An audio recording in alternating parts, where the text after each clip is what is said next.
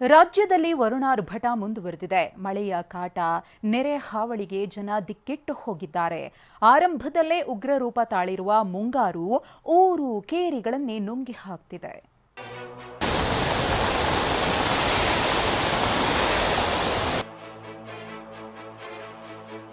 ಮೊದಲ ಮಳೆಗೆನೆ ಹಲವಾರು ಕಡೆ ಗುಡ್ಡ ಕುಸಿತದಿಂದಾಗಿ ಜನರು ಆತಂಕಕ್ಕೆ ಸಿಲುಕ್ತಾ ಇದ್ದಾರೆ.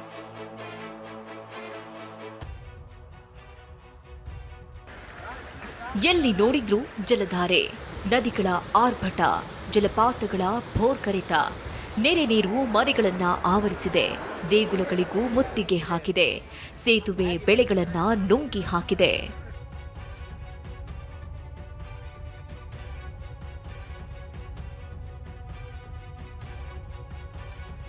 ಉಕ್ಕಿದ ಗೌರಿ ಹೊಳೆ, 10 ಮನೆಗಳು ಮುಳುಗಡೆ.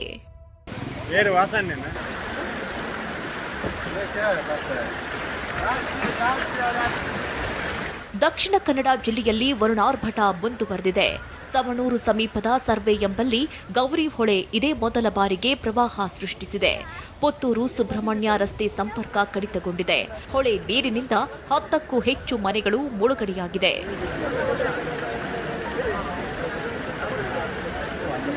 ದಕ್ಷಿಣ ಕನ್ನಡದಲ್ಲಿ ಇಂದು ಕೂಡ ರೆಡ್ ಅಲರ್ಟ್ ಘೋಷಣೆಯಾಗಿತ್ತು. ಸಮುದ್ರ ತೀರದಲ್ಲಿ ಪ್ರವಾಸಿಗರಿಗೆ ನಿರ್ಬಂಧದ ಬೇಲಿ ಹಾಕಿದ್ರೆ, ಗುಡ್ಡ ಪ್ರದೇಶಗಳಲ್ಲಿ ಎಚ್ಚರಿಕೆಯ ಗಂಟೆ ಮೊಳಗಿದೆ. ಚಾರ್ಮಾಡಿ ಘಾಟ್ನಲ್ಲಿ ಗುಡ್ಡ ಕುಸಿಯುವ ಭೀತಿ.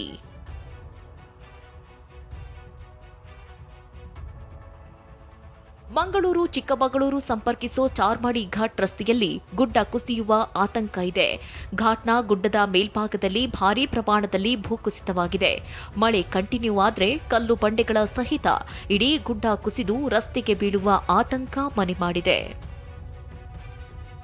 ಶಿರಾಡಿ ಘಾಟ್ನ ಹೆಗ್ಗದ್ದೆ ಬಳಿ ಹೆಚ್ಚಿದ ಆತಂಕ.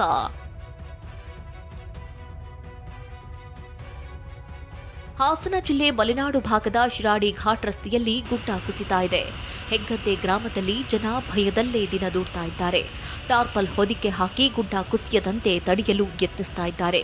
ಜಿಲ್ಲೆಯಲ್ಲಿ ವಾರದಿಂದ ಸುರಿತಾ ಇರೋ ಮಳೆ 50ಕ್ಕೂ ಹೆಚ್ಚು ಮನೆಗಳನ್ನು ಧ್ವಂಸ ಮಾಡಿದೆ. ಉಡುಪಿಯಲ್ಲೂ ಮಳೆ ಅಬ್ಬರಿಸ್ತಾ ಇದೆ. ಕಟಪಾಡಿಯ ಕಾಳಿಕಾಂಬಾ ಸಭಾಂಗಣ ನಿನ್ನೆ ಜಲಾವೃತವಾಗಿತ್ತು. ಮಳೆ ನೀರಲ್ಲಿ ಶುಭ ಸಮಾರಂಭ ನಡೆಯಿತು.